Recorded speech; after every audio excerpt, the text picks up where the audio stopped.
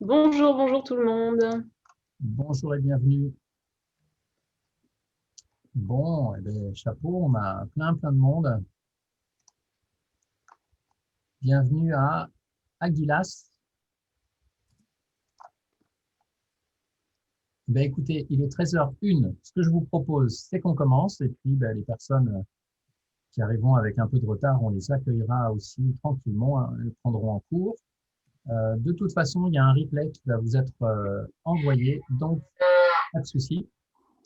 Euh, c'est ton horloge, Nathalie. Oui, j'ai pas pensé à l'éteindre. C'est pour dire qu'il est 13h. C'est ça. Ok. Allez, c'est parti. Bienvenue à tous pour ce premier webinaire qui est lancé par notre petit trio. On est donc Élie, Nathalie et Yanis.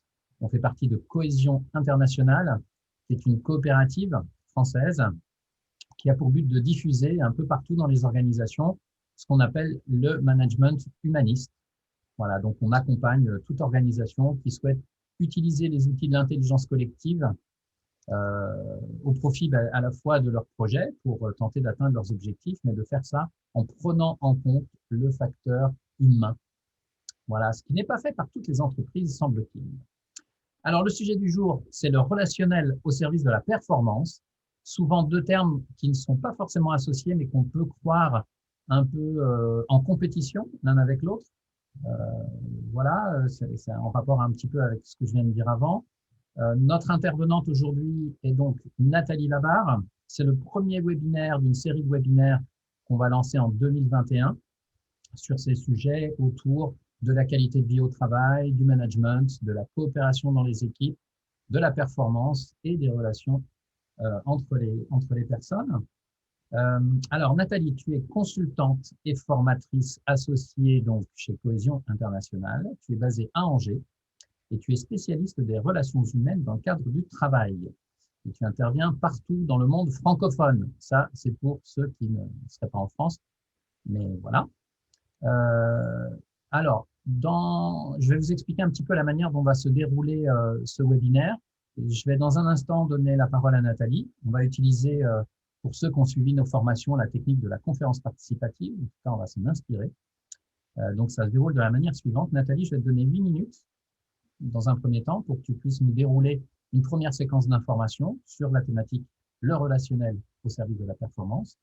Pendant ces 8 minutes, je vais inviter les personnes qui écoutent à poser éventuellement leurs questions, si elles ont des questions. Par contre, encore une fois, merci de bien vouloir les mettre, vos questions de clarification, dans Q&R, d'accord, que vous trouvez normalement en bas à droite sur l'écran de Zoom.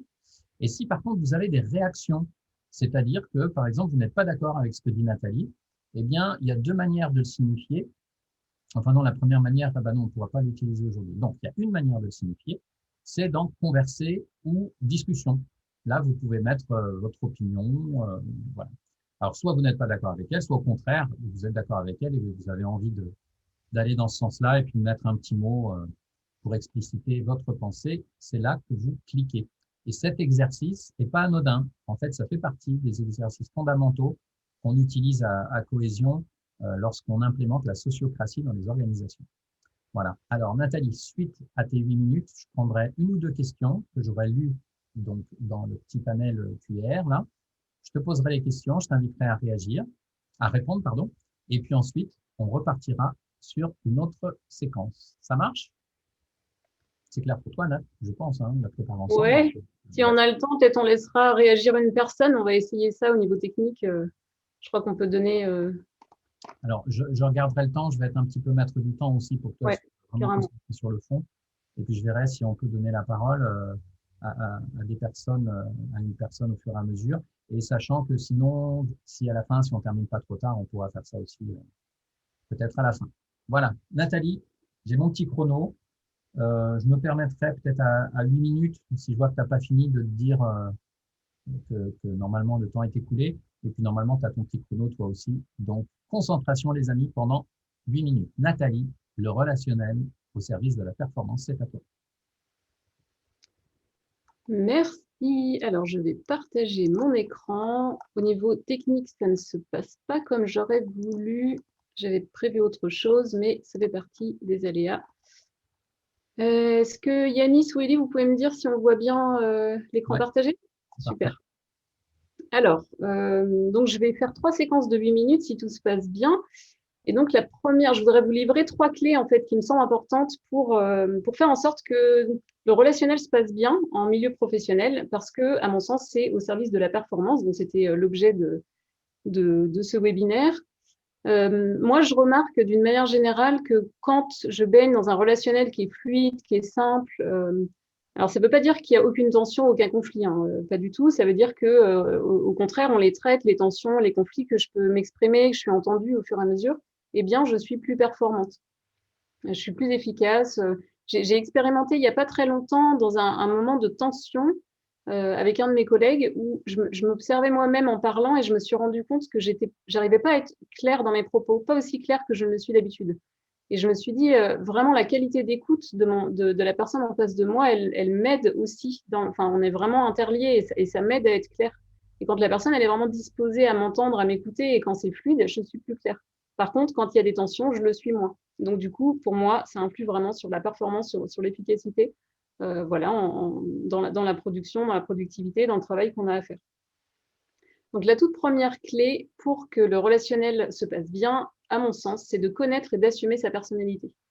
On a tous des parts de nous, des parties de notre personnalité, des aspects de notre personnalité avec lesquels on est à l'aise, qu'on assume bien, et ça se passe bien en général. Moi, je suis persuadée qu'en fait, ce que les gens pensent de nous, et ça correspond à ce qu'on pense de nous-mêmes aussi, au fond, qu'on en soit conscient ou pas. Et donc, les parts de ma personnalité que je connais bien et que j'apprécie, en général, elles sont connues des autres et bien appréciées. Et par contre, il y a des parts de ma personnalité que je vais nier, que je ne vais pas vouloir voir, et d'autres parts aussi que je vais connaître, je ne vais pas les nier, mais par contre, je ne les aime pas du tout. Et ça, en fait, ça va vraiment influer sur le relationnel et ça va nuire, à mon sens, à la performance, à l'efficacité, à l'efficience d'une manière générale.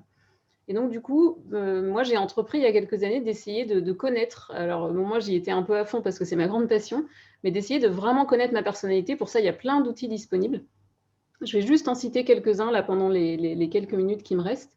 Et je vous invite à réagir dans les commentaires, voilà, pour dire si ça vous parle ou pas. Par exemple, est-ce que vous êtes plutôt introverti ou plutôt extraverti? Ça, c'est un aspect qui est vraiment important, surtout en réunion, quand on est en réunion. Les extravertis, c'est des personnes comme moi qui se nourrissent du contact à l'autre et qui apprécient de parler et qui formulent leurs pensées, qui élaborent leurs pensées en parlant. Donc, elles ont besoin de répéter plusieurs fois les mêmes choses parce qu'au fur et à mesure où elles parlent, elles précisent de plus en plus, voilà, et elles se nourrissent du contact des autres. Donc, elles aiment. En général, on dit qu'elles prennent plus de place que les introvertis parce que justement, elles se nourrissent du contact à l'autre et elles élaborent leurs pensées en parlant. Et donc, du coup, voilà, elles aiment prendre de l'espace de parole dans les échanges. À l'inverse, un introverti, il va plutôt se ressourcer dans la solitude. Ça ne veut pas dire qu'il ne veut jamais voir personne ou qu'il n'aime pas les gens, mais c'est juste qu'au niveau de son ressourcement énergétique, vous voyez, un extraverti, par exemple, il peut se sentir fatigué en fin de journée, et puis tout d'un coup, il va avoir un échange sympa au téléphone avec quelqu'un, et hop, il se sent reboosté en énergie. Et ben, un introverti, lui, il va plutôt se sentir reboosté en énergie s'il arrive enfin à être seul après avoir eu beaucoup d'échanges dans la journée. Et, euh, et au niveau de la prise de parole en réunion, un introverti, il va quand il prend la parole, en fait, il a besoin de réfléchir d'abord dans le silence à l'intérieur de lui. Et quand il prend la parole, s'il la prend, si les extravertis lui laissent la prendre, voilà, s'il n'y a pas d'animateur, par exemple, dans les réunions, eh bien, il va faire un résumé synthétique de tout ce à quoi il a réfléchi. Mais c'est synthétique, on n'aura pas voilà, à l'inverse d'un extraverti où on aura toutes les méandres de sa pensée, eh bien, un introverti, ce sera toujours synthétique. Donc voilà, ça c'est un premier aspect. Deuxième aspect, est-ce que vous êtes plutôt, vous aimez planifier les choses à l'avance ou est-ce que au contraire vous adorez l'improvisation au dernier moment? Ça, c'est une grande différence entre mon collègue Yanis et moi, par exemple. Moi, j'adore planifier à l'avance. Hier soir, je leur ai envoyé un protocole à la minute près de comment se passerait ce webinaire. Et mon collègue Yanis, lui, il va être hyper à l'aise dans l'improvisation, c'est-à-dire sur le moment présent, voilà, comment il est d'accord avec moi. Euh, S'adapter aux différentes contraintes, prendre en compte la complexité de la réalité, voilà, il est à l'aise avec ça. Alors que moi, ça va être plus compliqué pour moi. Si ça ne se passe pas comme je l'ai planifié, c'est plus compliqué. Mais le fait de connaître ça chez moi et de l'assumer, et de connaître ça chez Yanis et qu'il l'assume, eh bien, ça nous aide beaucoup dans la relation, voilà, dans cette différence. Et je vais terminer avec un point un peu plus précis sur est-ce que vous êtes plutôt instinctif, mental ou émotionnel? Ça, c'est vraiment la base de l'énéagramme, qui est l'outil qui me sert le plus, qui m'a le plus aidé à me connaître et qui m'aide encore aujourd'hui. Alors, là, un petit schéma qui explique les grandes différences. Donc, on parle des 3 centres d'intelligence chez l'être humain. Il y a 3 centres d'intelligence. Il y a le centre instinctif pour les... En fait, on a tous les 3 centres. On a tous une capacité d'action avec le centre instinctif, une capacité de réflexion avec le centre mental et une capacité d'échange, de ressenti émotionnel avec le centre émotionnel. Mais on a tous un centre qu'on privilégie. Il y a des personnes qui vont plutôt être dans l'action, aimer tout ce qui est pragmatique, concret, qui sont à l'aise dans le faire, quand ils ne le font pas, ils se sentent désœuvrés, qui aiment, voilà, qui sont à l'aise plutôt dans l'action, qui aiment quand c'est concret et pragmatique. Il y a des personnes, donc en vert, au centre émotionnel, ce qui compte pour elles, c'est les gens, les échanges, les relations, c'est ressentir des émotions. On dit qu'elles sont plus, voilà, qu'au niveau de leur qualité, elles vont être chaleureuses, elles vont aimer la relation et ressentir des émotions du fait de la relation. Et enfin, il y a des personnes qui vont privilégier l'analyse, la réflexion, la stratégie, qui aiment comprendre, en fait. Leur but principal, c'est de comprendre le monde qui nous entoure, la société, le fonctionnement des machines, enfin voilà, qui vont avoir à cœur de comprendre, d'élaborer des stratégies qui vont être plutôt orientées sur l'avenir et ce qui pourrait s'y passer.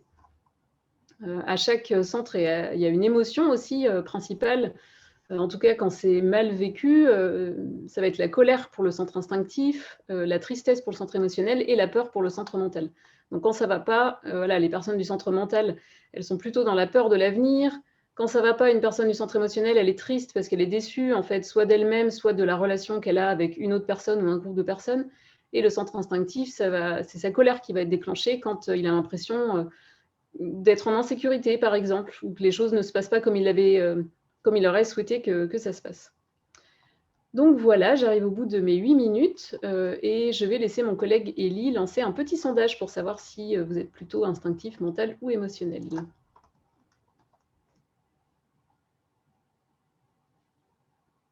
Donc on vous laisse répondre au sondage.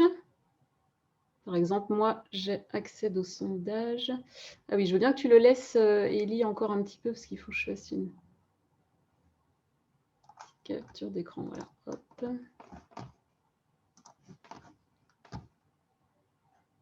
Voilà, je vous laisse encore quelques secondes pour terminer. Il y a encore...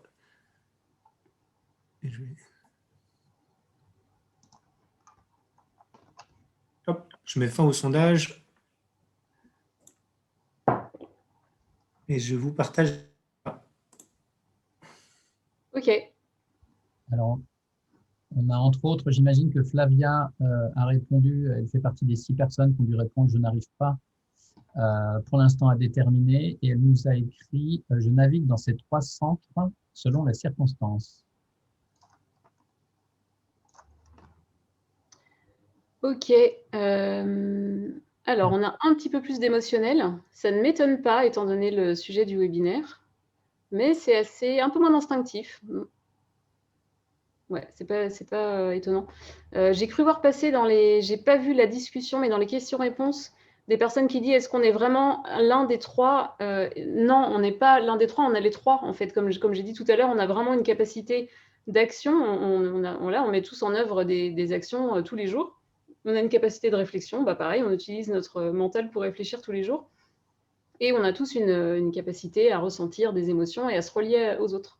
Par contre, on a une dominante, clairement, en tout cas, c'est ma croyance. Voilà, je ne prétends pas détenir la vérité, mais en tout cas, c'est ce que j'observe dans 100% des cas, dans les personnes que je croise et chez moi au quotidien. On a vraiment une dominante, on a même une hiérarchie, en fait, à l'intérieur de nous. C'est-à-dire, moi, par exemple, ma hiérarchie, je suis davantage émotionnelle. Ça va être mon premier prisme, en fait, c'est toute situation, je vais d'abord la vivre de manière émotionnelle. Là, je suis en train de vous expliquer quelque chose, mais je suis aussi davantage concentrée sur mes émotions. Je suis un petit peu stressée avec ce webinaire et je suis là, je ne vous vois pas, mais si je vous voyais, si j'étais dans une pièce, je serais en train de jauger émotionnellement comment ça se passe dans la relation avec moi et telle personne ou les personnes entre elles. Donc voilà ma dominante émotionnelle. Ensuite, je suis instinctive. Voilà, donc ce centre-là, il fonctionne assez bien la plupart du temps, mais je l'utilise moins souvent que l'émotionnel. Et j'ai le mental en dernier. Quand je suis fatiguée, par exemple, je réprime le mental, comme on dit en ennéagramme. C'est-à-dire, il ne faut pas me demander de réfléchir à ce moment-là, c'est trop compliqué pour moi. Je vais pouvoir échanger avec des amis, être dans le relationnel, je vais pouvoir faire, débarrasser la table, ranger ce qu'il y a à faire. Mais par contre, si mes enfants, quand je suis très fatiguée, me demandent de les aider pour leurs leçons sur des problèmes de maths, là, vraiment, c'est compliqué pour moi. Et en fait, on a tous une hiérarchie comme ça qui joue à l'intérieur de nous, qui, qui est pour la plupart des gens, je ne vais pas rentrer dans le détail, mais pour la plupart des gens qui est fixe. Mais par contre, on peut tendre à réduire les écarts. C'est-à-dire, si on est très, très, très émotionnel et pas du tout mental, eh bien, ça peut nous jouer des tours, entre guillemets. Et du coup, en observant ça chez soi, eh bien, les écarts se réduisent, en fait. Voilà, donc maintenant je donne la parole à Yanis pour voir si tu veux animer questions. Ouais, ça va mieux avec le micro. Alors, je suis en train de voir qu'il y a des questions pour lesquelles, Élie, j'ai l'impression que tu as déjà répondu. Alors, il y a des questions, puis il y a des réactions. Hein. Donc, j'avais invité en tout début de webinaire à mettre plutôt vos réactions dans converser ou discussion et vraiment à réserver QR pour vos questions. Voilà. Donc, par exemple, François, il dit, mais c'est une réaction, j'aime bien l'idée de la hiérarchie, cela me semble plus intelligible. Il y a Martine qui avait la même question que Caroline. La vie et les personnes ne sont pas aussi binaires selon elle. Donc là aussi, ce n'est pas une question, c'est une réaction. Je vais dans les autres questions. Magali, non. Ah oui, alors il y avait l'émotion ressentie par le mental que quelqu'un demandait. Oui, j'ai répondu dans la conversation, c'est la peur. Peur pour le mental. Enfin, c'est quand on va pas bien. Ça ne veut pas dire qu'une personne qui préfère le centre mental a toujours peur, mais en tout cas, quand elle est dans une période de stress, c'est plutôt la peur qui va être active, et c'est une peur qui est liée à l'avenir et à ce qui pourrait se passer. Pour les personnes du centre émotionnel, c'est la tristesse. Voilà, c'est la déception en fait. Voilà, je me déçois moi-même dans ce que je suis, dans ce que je fais, ou je suis déçue de la relation que j'ai avec telle ou telle personne ou avec un groupe. Et pour le centre instinctif, c'est la colère. Alors la colère, ça peut aller de la légère frustration à la rage la plus terrible. Hein. Il y a énormément de nuances, de la même manière que la peur et la tristesse. Mais en tout cas, il y a une espèce de fond d'insatisfaction, de frustration, de colère chez les instinctifs, avec une volonté de contrôle, souvent, pour assurer la sécurité, une sécurité profonde. Okay. Alors sinon, il y avait Franck qui avait posé une question, mais c'est vrai qu'il a eu sa réponse par écrit, mais je la relis pour tout le monde. C'était, est-ce qu'on peut être un peu entre les deux, entre planificateur et improvisateur? Ou est-ce que c'est très tranché, on est soit l'un, soit l'autre? Alors ça, c'est issu du MBTI. Je ne sais pas si vous connaissez le test MBTI. C'est les derniers items, je pense. Il y a des gens qui sont équilibrés, comme introvertis, extravertis. Alors, on a toujours une tendance. On penche toujours, ne serait-ce qu'un tout petit peu d'un côté ou de l'autre. Il y a des gens qui ont du mal. Si vous avez du mal à définir, c'est que vous êtes a priori assez équilibré. Et après, on va trouver des nuances. Voilà, il y a des gens qui sont très extravertis et d'autres très introvertis. Il y a des gens qui sont beaucoup dans la planification, qui veulent tout planifier, tout contrôler à l'avance, et qui du coup, voilà, c'est compliqué pour eux l'impro. Et au contraire, il y a des gens, ils veulent rien planifier à l'avance, sont très improvisateurs. Enfin voilà, on peut trouver soit des extrêmes, soit un juste milieu, soit vraiment quelque chose de très équilibré. Et ça bouge aussi au fur et à mesure du temps. Moi, j'étais plus extravertie avant. J'ai appris à apprécier la solitude, et du coup, je suis moins extravertie qu'avant. Voilà. Merci Nathalie. Donc, je vous rappelle qu'on va vraiment mettre les questions de clarification dans la petite icône, la question et réponse, Q et R, d'accord? Et toutes vos réactions, je vous invite à les mettre sur discussion ou converser. Et c'est le premier exercice sociocratique de ce webinaire, de cette série de webinaires que je vous propose. Et on voit déjà que c'est pas simple, hein, parce que ça fait 3 fois que je le dis, mais on voit que tout se mélange un petit peu. J'aimerais maintenant demander à Claudine et à Bérangère éventuellement de baisser la main, parce que je ne sais pas si nous on peut… Ah si, Philippe, tu as la main dessus, toi aussi. Paul aussi qui lève la main pour l'instant. Voilà, je ne sais pas trop ce que ça veut dire, parce que je n'ai pas donné de consigne pour l'instant sur la main levée. Et ce que je vous propose maintenant, suite à cette première séquence, c'est que quelqu'un qui aurait envie de dire quelque chose sous forme de réaction, cette fois pas de question, mais de réaction, eh bien, elle puisse lever la main. Et puis, Élie, on va essayer au niveau technique de donner la parole à cette personne.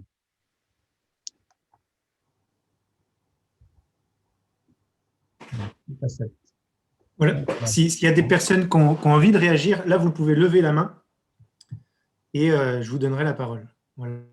La parole à Franck. Voilà, Franck, normalement, on t'entend. Il faut que tu actives ton micro, faut activer votre micro. Est-ce que vous m'entendez? C'est bon. Parfait. En fait, moi, je voulais réagir. D'abord, merci pour cette présentation. C'est vraiment agréable et intéressant. Moi, je suis toujours un petit peu un mélange de tout ça. Et puis, j'entendais quelqu'un qui disait qu'on ne peut pas être très binaire. Je suis tout à fait d'accord. C'est très situationnel, j'ai l'impression. On peut tout planifier. Puis, quand on arrive, en fonction de l'auditoire, ça bouge dans tous les sens. Donc, il faut improviser. Donc, moi, je pense que c'est un peu un ensemble de tout ça, même si on a une dominante, comme tu disais, qui existe. En tout cas, je me retrouve là-dedans. Merci, Franck. Merci, Franck. Alors, tiens, il y a une question qui vient d'arriver de Marianne, un témoignage qui dit « Je ne supporte plus de travailler avec ma collègue qui parle tout le temps. » Donc là, on est dans une situation hyper concrète et claire, Nathalie. Je me sens envahie. Qu'est-ce que je peux faire? Est-ce que tu aurais quelque chose à répondre à ça? Si j'étais à ta place, alors moi je suis pour l'authenticité, donc ça serait important de le témoigner et de parler de toi, en fait, de dire que tu as une capacité d'écoute qui parfois est restreinte et d'exprimer que tu as besoin, d'exprimer tes besoins, en fait, que des fois tu as besoin d'être dans le silence et que du coup tu aurais besoin de co-construire avec elle une manière de relationner pour que ça puisse répondre à ton besoin de silence parfois et à son besoin d'expression. Et je t'inviterais pour cette communication à ne pas le faire à la va-vite, mais vraiment de demander à la personne quand est-ce qu'elle est disponible et peut-être de prendre une demi-heure, une heure même, ce serait… Voilà, parce que si en plus tu as accumulé de la frustration depuis pas mal de temps, eh bien, voilà, il va y avoir besoin de poser les choses et au fond d'elle, elle le sent sûrement. Donc voilà, de vraiment poser les choses et d'utiliser la technique de la CNV, quoi, vraiment de parler de toi, de tes besoins. Et voilà, bon, en plus, je sais que voilà, on se connaît, Marianne, et tu as tout à fait les ressources pour le faire. Donc, ouais, voilà, c'est ça, en fait. J'ai entendu Yanis plusieurs fois dire en parlant d'extraversion que des fois, ça peut être douloureux sur le coup de s'entendre dire voilà, que justement c'est compliqué parce que une personne est très extravertie, qu'elle parle beaucoup et que du coup, voilà, la capacité d'écoute à un moment donné en face ne suit plus. Mais ça peut aussi lui rendre service vraiment parce que peut-être que ce sera peut-être la première personne de sa vie à lui dire avec beaucoup de bienveillance et à co-construire avec elle une manière de relationner. Et peut-être que du coup, ça va changer sa relation avec plein d'autres gens dans plein d'autres endroits, en fait. C'est juste un aspect de sa personnalité et elle a besoin d'apprendre à bien le connaître et à être en paix avec. Et cette discussion que tu peux avoir avec elle, à mon avis, peut vraiment aider dans ce sens-là. Voilà ce que je dirais. Je peux rajouter un tout petit truc, Nathalie? En Yes. fait, tu as parlé des besoins, effectivement, et puis peut-être aussi, Marianne, parler de tes limites, en fait. Et de dire, écoute, quand tu parles plus et t'es très concrète, plus de 1 minute, par exemple, ou 2 minutes, en fait, je décroche et ça devient désagréable, ça prend toute la place. Et j'ai l'impression, moi, de plus pouvoir respirer. Parler de tes émotions, de ce que ça te fait. Voilà. Et si ça te rend vraiment mal dans ton corps, aussi de le nommer. Voilà. Et c'est ce que Nathalie dit en parlant d'authenticité. Et puis après, laisser la personne responsable de comment elle va le vivre. Ça, elle peut se mettre en colère, elle peut être triste, elle peut être ce qu'elle veut. Après, ça lui appartient. Mais en tout cas, ce qui est important dans le travail qu'on fait avec Nathalie, quand on accompagne les équipes, c'est de les aider à comprendre quels sont leurs besoins, mais aussi quelles sont leurs limites, et pouvoir les exprimer tant que faire se peut. Alors, Nathalie, on a encore une petite minute. Il y avait 2 questions intéressantes. Il y avait Audrey qui disait, tu as évoqué l'énéagramme, comment est-ce qu'on peut utiliser cet outil? Et puis, il y avait une autre réponse, mais ça n'arrête pas de bouger, parce qu'il y a Élie qui doit répondre.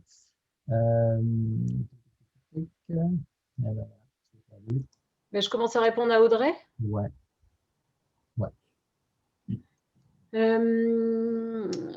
Comment utiliser l'énéagramme? Alors déjà, pour utiliser l'énéagramme, il faut connaître l'énéagramme. Donc du coup, idéalement, vous faites une formation avec moi, parce que je suis formatrice en énéagramme. Mais il y a aussi plein d'autres formateurs énéagramme, si vous en préférez un autre. Si vous n'avez pas envie de d'investir du temps ou de l'argent dans une formation et que vous adorez lire et que vous sentez que vous pouvez aussi lire des livres sur l'énéagramme, je conseille, moi, le grand livre de l'énéagramme des Chabreuil, Fabien et Patricia Chabreuil, qui ont été mes formateurs. Voilà, donc déjà connaître, voilà, de bien comprendre qu'est-ce que le centre émotionnel, parce que là, je vous ai fait une présentation très rapide. Cette présentation-là, normalement, je prends une demi-journée rien que là-dessus en formation. Donc voilà, c'est pour bien comprendre le centre émotionnel, le centre mental et le centre instinctif, il faut prendre le temps d'acquérir les connaissances en formation ou par des lectures.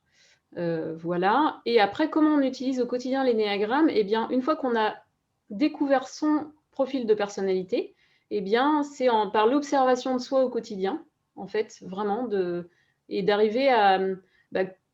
moi, ma conclusion, c'est un peu la clé que je viens de vous donner, c'est connaître ma personnalité. Donc, du coup, en se formant à différents outils de connaissance de soi, l'énéagramme, c'est un parmi d'autres.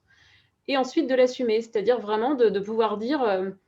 moi, en tant qu'émotionnel, du coup, j'ai besoin de ça. Parce qu'une fois qu'on connaît bien ces différentes parts de sa personnalité, on peut faire parler ces parts et dire de quoi elles ont besoin, quelles sont mes limites, moi, par rapport à ça. Voilà, en tant qu'émotionnel, j'ai vraiment à cœur que dans les réunions, on prenne un temps pour justement concentrer sur le relationnel et à dire comment on se sent, voilà, moi, j'ai besoin de savoir ça en tant qu'émotionnel, ça va me nourrir. Et puis, un autre va dire, moi, en tant que mental, j'ai besoin que là, on prenne vraiment des décisions et qu'on prenne le temps de réfléchir sur cette proposition. Est-ce que vous avez lu le texte de 3 pages que j'ai envoyé? Et puis un instinctif, lui, il va vouloir quelque chose de concret et voilà, qu'on passe à l'action. Voilà. Et donc, du coup, de bien se connaître et ensuite de pouvoir nommer nos besoins et nos limites en fonction de notre personnalité. Alors là, je ne sais pas si c'est mon côté instinctif, Nathalie, qui réagit, mais je te propose de passer à la deuxième séquence pour tenter de respecter ce qu'on avait prévu. Je te remets le chrono sur 8 minutes, si tu peux mettre le tien aussi pour le suivre. Ouais. Et c'est reparti, deuxième séquence. Hop. Alors, je vais de nouveau partager mon écran. Ouais, ça doit être... Non. Alors, j'espère que c'est ça. Vous voyez s'ouvrir à la différence, Élie? Super. Alors, la deuxième clé, du coup, elle découle de la première. Et pour moi, c'est vraiment dans cet ordre-là. C'est-à-dire, pour que le relationnel se passe bien, donc bien me connaître moi, c'était la première clé.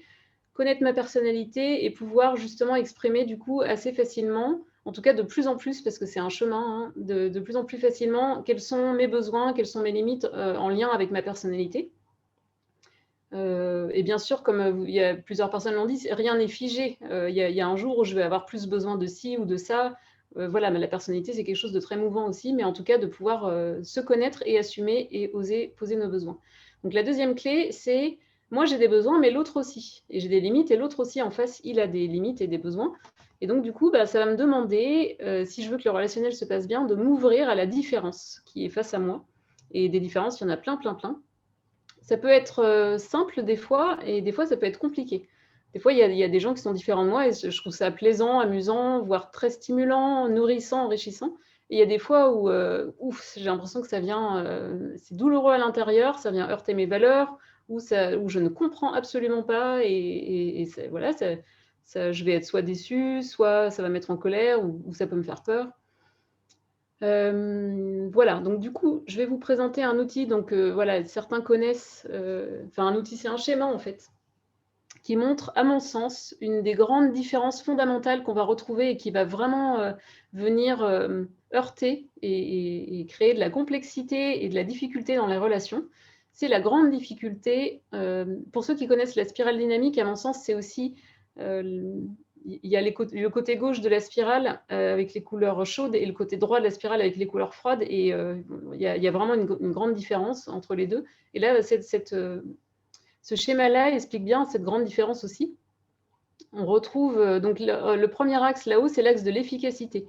On a tous en nous les deux. C'est un petit peu comme émotionnel, mental et instinctif. On a en nous ces deux axes, mais il y en a un qu'on va privilégier. Alors, soit on a une tendance forte à privilégier fortement l'un. Donc, par exemple, je suis très branchée efficacité d'une manière générale, ou je suis très branchée relation à l'autre d'une manière générale. Ça peut aussi bouger en fonction des moments, en fonction des groupes avec lesquels on est. Donc voilà, en tout cas, on va retrouver à l'intérieur de nous ces deux axes. Soit je prends soin, je suis en mode j'ai envie de produire quelque chose, de travailler, de faire, et je vais prendre en compte mes propres besoins et mes idées, et je vais les positionner dans le groupe, dans la relation à un autre. Soit je suis sur l'axe de la convivialité, j'ai envie de passer un bon moment et je vais plutôt me concentrer sur la relation à l'autre. Alors, si je suis très branchée efficacité à un moment donné et pas trop convivialité, je vais être plutôt compétitif.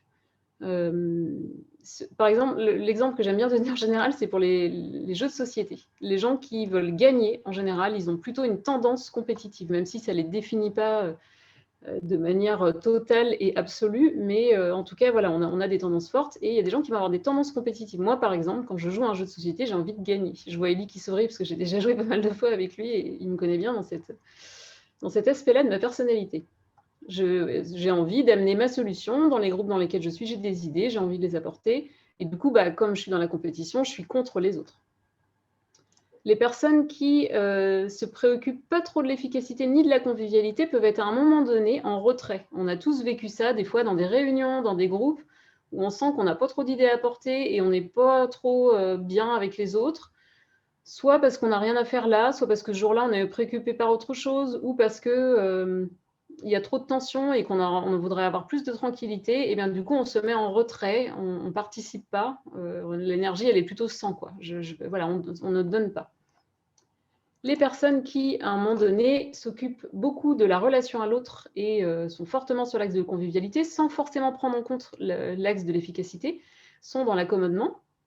Ce qui compte pour elles, c'est la convivialité. Elles vont être d'accord avec les solutions apportées par les compétiteurs en général. Leur énergie, elle est plutôt pour. Voilà, parce qu'elles ont envie que ça se passe bien. C'est des personnes soit qui vont aimer faire des blagues en réunion ou faire en sorte que tout le monde se sente bien. Voilà. Idéalement, pour que le relationnel se passe bien dans une organisation, on va essayer d'amener tout le monde avec leur énergie, avec leurs idées, avec leur personnalité, dans un même espace qui est l'espace de la coopération, où on va prendre en compte les deux axes, c'est-à-dire on va prendre en compte de l'humain, voilà, les organisations vont devenir de plus en plus humanistes, et on va prendre en compte la performance. On ne va pas en mettre un de côté plus qu'un autre. On va essayer de chercher ensemble notre solution, et l'énergie, elle est plutôt avec. Donc la coopération, moi souvent j'ai tendance à dire qu'on a tous des tendances naturelles qui évoluent avec le temps et avec les situations. Voilà, soit on a une tendance compétition, une tendance retrait, une tendance accommodement, et que la coopération, ce n'est pas une tendance, c'est quelque chose qui se construit en fait. Et ça se construit comment? Eh bien, en créant un cadre de sécurité et en travaillant sur les outils. Il y a plein d'outils en intelligence collective, voilà, et en travaillant la posture pour les managers par exemple. En tout cas, c'est vraiment quelque chose qui se construit avec le temps, petit à petit, ensemble, pour justement prendre en compte l'axe de la convivialité et l'axe de l'efficacité, et pas l'un ou l'autre, mais les deux. Voilà, ça c'est la troisième clé. Et donc, j'ai fini. J'ai pris moins de 8 minutes, c'est parfait. Et je cherche à arrêter de partager mon écran, voilà. Et donc, je propose à Elie de lancer le deuxième sondage.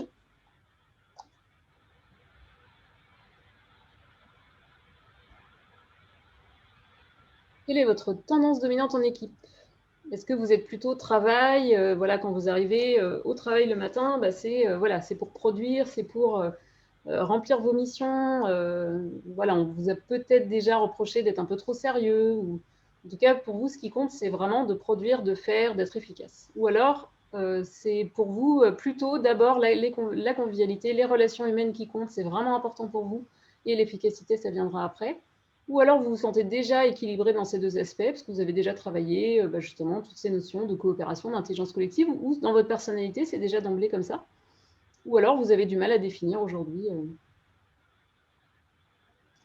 Je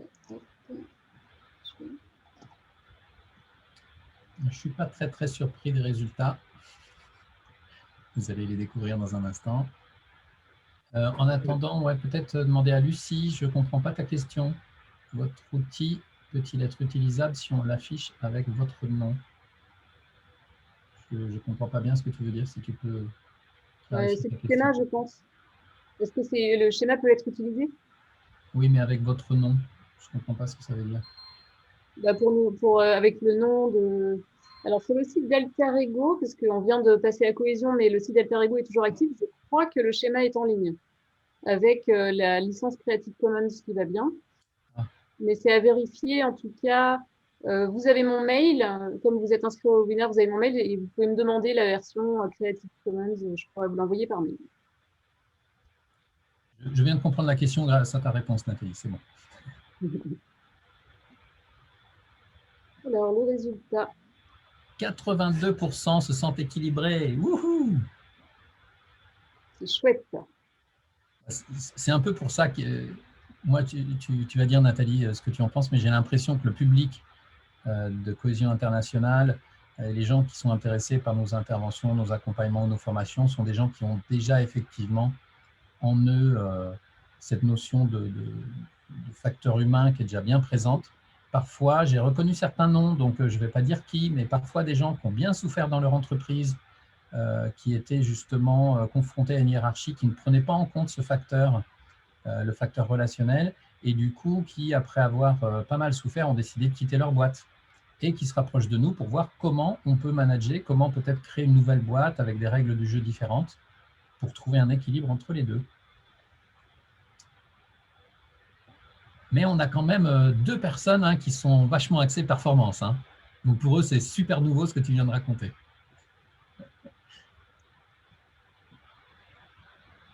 Nathalie, tu voulais commenter sinon les résultats? Oui, alors c'est un peu en lien avec… je vois qu'il y a beaucoup de personnes qui ont répondu qui se sentent équilibrées entre ces deux aspects et c'est justement ce qu'on cherche à faire et c'est chouette. Peut-être que j'ai mal formulé ma question. Je crois que, ouais, c'est ça, tendance dominante. Je n'ai pas été peut-être assez claire. Moi, j'ai clairement une tendance dominante. Quand je rentre en espace de travail, clairement, c'est d'abord l'axe de l'efficacité qui compte pour moi, en fait. La coopération, c'est une posture que je vais travailler et que je vais, au fur et à mesure, développer en moi. Mais il y a des fois où je sors de cette posture, en fait. Il y a des fois où je me surprends à me sentir agacée parce qu'une réunion ne va pas assez vite, parce que j'aurais pas aimé que ça se passe comme ça, parce que j'ai une meilleure idée, et où je sens ma tendance naturelle à vouloir voilà, l'efficacité, que ça avance, et que ça avance dans le sens que je veux. Et voilà, moi je continue à être persuadée que la coopération, c'est vraiment quelque chose qui se travaille au quotidien et qu'on peut effectivement développer cette posture et qu'elle soit vraiment ancrée en soi. Mais ouais, l'idée du sondage, c'était plutôt de sentir quelle est votre première tendance, avec quoi voilà, le premier élan avec lequel on arrive en fait. Il y a des gens qui se reconnaissent ouais, voilà, dans la compétition, ils aiment travailler, ils aiment gagner, ils aiment avancer. Il y a des gens pour qui c'est plutôt la relation à l'autre vraiment qui est primordiale et d'autres qui vont avoir une posture naturelle de retrait un petit peu partout et qui, eux, vont devoir, s'ils veulent aller vers la coopération, bah, justement s'intéresser davantage à la performance et à la relation à l'autre. Voilà. Est-ce qu'il y a des questions? J'ai pas fait attention. En fait, on continue pas mal dans les questions à réagir. Donc, je ne vois pas beaucoup de questions. Alors, peut-être Céline, comment peut-on ramener les gens qui sont dans le retrait dans la coopération? Bonne question. Salut Céline. Qui sont dans le retrait, alors soit comme je disais, c'est une tendance naturelle. Et d'ailleurs, je ne vous l'ai pas dit, mais dans chaque tendance, je peux repartager mon écran vite fait. Dans chaque tendance, il y a vraiment quelque chose de positif à apporter dans l'espace de la coopération.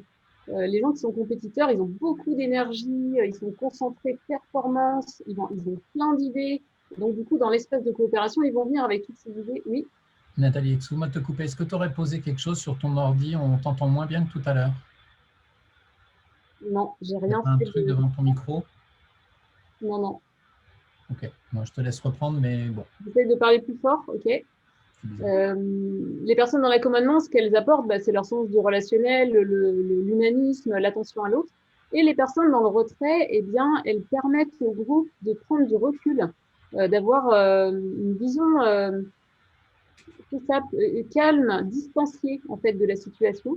Et donc, déjà, c'est de voir en fait si on veut amener une personne qui est dans le retrait dans la coopération, ce serait déjà de valoriser en fait ce qu'elle amène de positif dans le groupe. Et après, d'essayer de comprendre, est-ce qu'elle peut juste amener cette valeur dans l'espace de la coopération? Ou alors, si elle est en retrait parce qu'elle est en souffrance, bah, de comprendre pourquoi elle est en souffrance. Et il y a plein de choses qui, dans les organisations qui expliquent pourquoi les gens sont en souffrance, s'ils ne peuvent pas s'exprimer, s'ils peuvent pas, s'ils n'ont pas d'espace pour faire des propositions, par exemple, s'ils ne peuvent pas poser des objections, s'il y a des choses qui dépassent clairement leurs limites, eh bien, ces personnes sont en souffrance. Un introverti, par exemple, qui justement est complètement noyé parmi plein d'extravertis. Enfin, il peut y avoir plein de raisons qui font qu'une personne est en retrait. Et si on agit sur la raison, eh bien, du coup, il n'y a plus de raison après qu'elle n'ait pas envie de rejoindre l'espace de coopération. Voilà. Ok, alors sinon, je vois qu'il y a pas mal de réactions à droite et à gauche, parce que moi, sur la gauche, j'ai les questions qui, en fait, sont des réactions, et à droite, c'est effectivement, par exemple, le témoignage de François qui nous dit il me semble que les personnes se mettent aussi dans une posture pour se protéger, même si cela ne les représente pas. Elles peuvent espérer la coopération, mais ne pas oser. Tout à fait, je partage. Et puis, toujours le même François qui dit est-ce un effet de groupe? Comment fait-on? Alors François, c'est comment fait-on quoi? Comment fait-on pour amener les gens qui ne sont pas dans le bon espace, dans l'espace de coopération? Oui, c'est ça. Nathalie, tu veux dire quelque chose, mais rapidement avant de passer à la suite. Ouais, en fait, idéalement, c'est de se faire accompagner par un spécialiste de la coopération, de se former aussi, et puis d'amener les outils auxquels on s'est formé en groupe. Mais en gros, c'est installer un cadre de sécurité dans lequel chacun va pouvoir s'exprimer sur ses besoins et pouvoir poser ses limites, apporter ses idées, répartir la parole avec un animateur qui permette que les introvertis et les extravertis puissent s'exprimer de manière à peu près équilibrée. Travailler, amener des outils d'intelligence collective, travailler sur la posture. Il y a tout un tas d'outils en fait et de formations possibles pour créer la coopération. Et puis, il y a une question de Franck. Est-ce qu'il y a un aspect culturel? Alors, Franck est français et il vit au Québec, donc c'est peut-être aussi pour ça qu'il pose la question, mais peut-être aussi que c'est en lien avec la manière dont est composée sa boîte. Il dit, est-ce qu'il y a un aspect culturel et comment l'appréhende-t-on dans un contexte de diversité? Alors, j'ai pas énormément voyagé, mais j'ai envie de dire oui, il y a un aspect culturel. Clairement, le peu que j'ai entendu sur comment travaillent les Japonais, je me rappelle au lycée avoir lu des choses qui m'avaient complètement époustouflée, de me dire waouh, ça se passe comme ça là-bas. En Allemagne, enfin voilà, effectivement, ce schéma que je viens de vous montrer, il y a des pays où voilà, l'axe de la convivialité, de la relation à l'autre, il va être plus ou moins pris en compte. Donc l'équilibre entre les deux, voilà, il va être différent d'une culture à l'autre. Et comment faire avec la diversité? Justement, dans la coopération, c'est très inclusif. C'est-à-dire la diversité, dans la compétition, par exemple, elle pose problème, la diversité. Parce que c'est ton idée contre la mienne et j'ai envie que ce soit mon idée qui gagne. Et donc, ça crée des tensions, de la souffrance au travail. Alors que dans la coopération, on aime la diversité parce que plus il y a de diversité, plus il y a de richesse, plus il y a d'intelligence. Si on a les bons outils, en fait, pour prendre des décisions grâce à la diversité, et pas en dépit des diversités, mais grâce à la diversité, eh bien, c'est vraiment une richesse qui est encouragée, en fait, la diversité. Mais il faut les bons outils, effectivement. On peut rajouter, tu me permets, Nat, de rajouter un petit truc? Ouais. Tout à fait. Sur la question de la diversité, alors, ou plutôt d'abord l'aspect culturel, il semblerait que tout groupe humain a comme une personne, une typologie de personnalité. Et parfois, on dit que la personnalité du groupe, elle est proche de celle de son chef, quand il y a un chef. Alors, ce n'est pas toujours le cas, mais voilà. Et c'est vrai que, tu vois, entre le Québec, par exemple, que tu connais bien maintenant, et puis la France, toi, tu dois sentir très fort les différences de mentalité. On parle souvent de mentalité, pour faire référence peut-être à ce côté culturel. Cependant, que ce soit au Québec ou en France, on a tous, dans le monde entier, des personnalités qui sont décrites dans l'outil de l'énéagramme, ou le MBTI, ou les autres outils en psychologie un peu moderne et positive.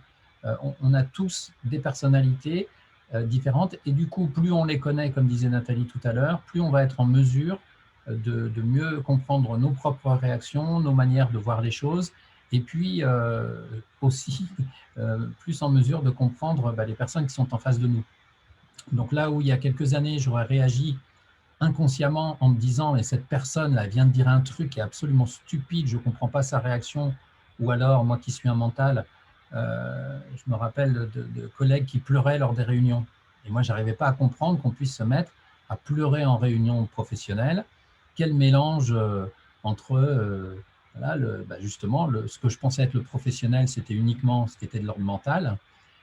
Et avec cette connaissance que j'ai acquise ces dernières années, je comprends que maintenant, je peux, en tant que manager, prendre en compte les émotions des personnes qui sont en face de moi, même si je vais avoir du mal à les comprendre parfois, mais voilà, sous forme de questions, justement, dire qu'est-ce qui se passe, ok, et ne pas juger, en tout cas, les émotions des personnes dans mon équipe, par exemple. Alors, il y a Rodolphe aussi qui pose une question. Êtes-vous intervenu dans des coopératives fondées sur la coopération pour remédier et dynamiser des coopérations? Tu veux que je réponde, Nat, ou tu réponds? Ouais. Donc oui, effectivement, ça, c'est une question qui revient souvent. On a l'impression que parce qu'une organisation s'est organisée sous forme de coopérative, donc a adopté un statut juridique coopératif, que ce soit en France, SCOP, SIC ou autre, ça va fonctionner de manière coopérative. En fait, pas du tout. Les statuts, par exemple, SCOP, peuvent aider. Voilà, un homme, une voix, ça enlève un petit peu du côté compétitif qu'on peut retrouver lors de certaines AG, etc., où on essaye de faire passer à la majorité un certain nombre de décisions contre une minorité. Mais finalement, on retombe quand même, dès lors qu'on a recours au vote à la majo, on peut retomber dans des prises de pouvoir. Et puis au-delà de ça, dans la gestion quotidienne d'une coopérative, si le mode de management il est pyramidal classique et qu'on est tous dans cette inconscience dans laquelle on est avant de se former à tous ces outils, ma foi, on va gérer exactement comme dans une entreprise classique. On a même vu, tu vois, je vais répondre, je vais aller plus loin par rapport à ta question, on a même vu avec Nathalie des entreprises très classiques dont on avait des jugements en se disant, chez eux, ça ne doit pas être terrible. Dans la métallurgie, par exemple, j'avais pas mal de jugements là-dessus. Et en fait, ils avaient un fonctionnement hyper coopératif, on ne leur a pas apporté grand-chose. Et à contrario, dans des coopératives qui se disent très en avance au niveau coopératif, on voit que pas du tout et qu'il y a tout à apprendre parfois. Voilà. Nathalie, on va passer à la suite. Troisième séquence, je te laisse remettre ton chrono, même si je vois que tu respectes merveilleusement bien. Tu n'es pas si extraverti que ça, toi, alors. Hein. Allez, c'est parti. Alors, je partage mon écran. Hop, ça doit être ça. Donc, la troisième séquence, du coup, si je résume, première séquence, j'apprends à connaître ma personnalité et à l'assumer, à pouvoir dire clairement quels sont mes besoins et mes limites. Dans le deuxième clé, c'est rejoindre l'autre dans sa particularité, dans sa différence, donc créer un espace de coopération où la diversité des personnalités va pouvoir travailler ensemble. Et enfin, pour aller vraiment encore plus loin pour travailler le relationnel et pour faire en sorte que voilà, on soit dans des organisations qui soient de plus en plus humanistes et performantes, se développer son leadership coopératif. Alors pour ça, on a mis au point, on a nommé, on a listé 5 pouvoirs de la coopération. Donc le premier qui est vraiment fondamental, sur lequel tout s'appuie à mon sens, c'est le pouvoir d'écoute. C'est vraiment justement, si je veux pouvoir bénéficier de la richesse de la diversité de l'autre, de sa différence, de ce qu'il a lui à apporter et que moi, qui est moins développé chez moi, c'est de l'écouter. Et donc, alors, ça s'adresse surtout aux extravertis qui ont tendance à couper la parole, parce qu'un extraverti, quand il écoute quelqu'un, ça le fait réfléchir, comme un introverti d'ailleurs. Mais un extraverti, du coup, quand il commence à réfléchir, il a envie de parler. Donc, du coup, il va avoir tendance à avoir naturellement tendance à couper la parole. Donc, du coup, attention pour les extravertis de vraiment laisser une personne s'exprimer jusqu'au bout. Donc, nous, dans nos réunions, dans les ateliers d'intelligence collective, il y a un animateur qui répartit la parole et on utilise aussi des petits trucs. Quand je commence à parler, je dis je prends la parole et quand je termine de parler, je dis je laisse. Ce qui permet vraiment de signifier, entre je prends et je laisse, c'est mon espace de parole et on ne me coupe pas la parole. Comme ça, je peux vraiment exprimer mon idée jusqu'au bout. Le deuxième pouvoir, le deuxième super pouvoir, c'est le pouvoir d'expression. Pour pouvoir que l'autre puisse m'écouter, il faut que je m'exprime. Et j'ai parlé d'authenticité tout à l'heure, ça me paraît vraiment important. d'exprimer ce que je vis avec authenticité. C'est-à-dire, si quelque chose m'agace, eh bien, et si je vis quelque chose, si je vis pas très bien quelque chose dans la relation avec un collègue ou dans la manière dont mon service est organisé, eh bien, c'est important que je puisse le dire, en fait. Alors, pas n'importe comment. Voilà, dire à l'autre qu'il est un con, c'est pas quelque chose que je recommande fortement, mais par contre de dire je suis agacée ou je vis mal ceci ou voilà, et d'avoir des espaces où je peux m'exprimer, de créer des espaces en fait où on peut déposer des suggestions, des propositions qui seront pas qui sont ensuite vraiment traitées. C'est-à-dire pas juste une boîte à idées qui n'est jamais lue par personne, mais vraiment voilà, créer des espaces où on peut faire des propositions et que ces propositions sont traitées par le groupe, en tout cas par les personnes qui sont concernées par cette proposition. Donc voilà, pouvoir d'expression. Eh bien justement, bah oui, j'ai pris un petit peu d'avance en parlant du pouvoir de proposition. Ça va un petit peu plus loin que le pouvoir d'expression. L'expression, c'est voilà, de comment je vis les choses, bien, mal, etc. Et donc du coup, si je vis bien les choses, bon, bah, voilà, ça se passe bien et c'est important de le dire. Mais si je vis pas bien les choses, eh bien du coup, de pas juste dire j'aime pas ça ou je le vis pas bien, mais du coup de faire une proposition concrète visant à satisfaire mes besoins. Donc, et de sortir de la critique directe ou en douce dans les couloirs avec une autre personne, mais justement avoir un espace où je peux faire une proposition concrète visant à améliorer la situation et qu'ensuite cette proposition elle soit traitée en collectif. Je suis également responsable de la considération de mes limites, donc je peux faire des propositions, mais je peux aussi, si quelqu'un fait une proposition ou s'il y a une situation qui est en cours qui ne me convient pas, si vraiment ça dépasse mes limites, eh bien c'est d'utiliser mon pouvoir d'objection. Voilà, ça aide beaucoup aux relations quand on a la liberté de faire des propositions et de poser une objection quand quelque chose dépasse nos limites. Eh bien, ça permet vraiment à chacun de s'empuissancer, de sentir justement qu'il fait partie pleinement de l'organisation et qu'il est un acteur important. Et on installe peu à peu la notion d'équivalence grâce à ces pouvoirs. La notion d'objection, je fais juste une petite aparté, elle est vraiment sensible parce que c'est pas je ne suis pas d'accord ou j'aime pas, c'est vraiment ça dépasse mes limites. Et ça, c'est tout un travail. Voilà, dans nos formations, justement, on apprend à travailler là-dessus et à définir clairement, en tout cas de plus en plus clairement, parce que c'est pas forcément évident, mais en tout cas d'essayer de déterminer est-ce que juste l'idée me plaît pas, est-ce qu'il y a un souci relationnel avec la personne et donc du coup j'ai envie de dire que ça ne me plaît pas, ou alors est-ce que j'ai vraiment une objection, ça dépasse clairement mes limites, ça ne correspond pas à mes valeurs, etc. Et ça, c'est un tri à faire à l'intérieur de soi qui est hyper intéressant à faire et voilà, moi j'aime bien prendre le temps de le faire, quoi. Et enfin, le dernier pouvoir de solidarité. Donc je prends en considération mes besoins et mes limites et du coup, en face de moi, il y a une personne qui a également des besoins et des limites et je vais faire en sorte, dans la limite de mes limites, de l'aider à satisfaire ses besoins et à respecter ses limites. On peut aider une personne, par exemple, qui va pas bien, soit qui est plutôt dans le retrait et donc du coup qui dit rien, mais on sent qu'elle va pas bien, ou alors une personne qui va être ronchon ou qui va être très critique. On peut l'aider à formuler, voilà, de quoi tu aurais besoin, quelle proposition tu pourrais faire, par exemple. Ou alors, je sens que tu as une objection à ce qui est en train de se passer, est-ce que tu peux la formuler? Voilà une manière d'être solidaire. Donc voilà, ces 5 pouvoirs, ils se développent par l'intention. Voilà, on peut avoir l'intention de se dire, voilà, maintenant je vais développer mon pouvoir d'écoute, je vais essayer de faire attention à m'observer, est-ce que j'ai tendance à couper souvent la parole aux gens ou pas? Pouvoir d'expression, de poser l'intention de se dire, tiens, il y a quelque chose avec un collègue que je vis mal depuis un certain temps, allez hop, demain, je lui propose de prendre un temps d'échange en toute authenticité pour pouvoir dire, voilà, quels sont mes besoins et mes limites, de parler de soi, hein, bien sûr, de ne pas parler de l'autre.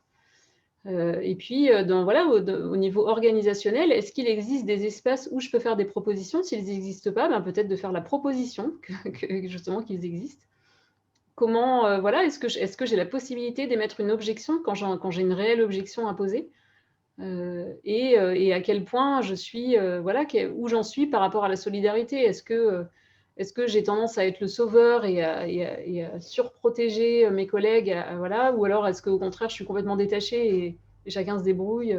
Voilà, où j'en suis dans ma relation à l'autre et le soin que je mets à la relation et l'attention. J'arrête mon partage d'écran et j'ai fini avec ma séquence. C'est super. Est-ce qu'il y avait un petit sondage là maintenant? Tout à fait. Il est parti. Je vous laisse 1 minute 30 pour y répondre.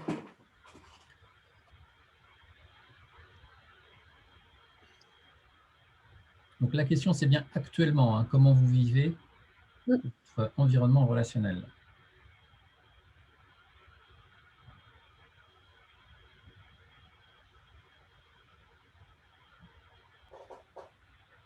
Est-ce que tu as envoyé les résultats, Élise, parce que je ne les vois pas?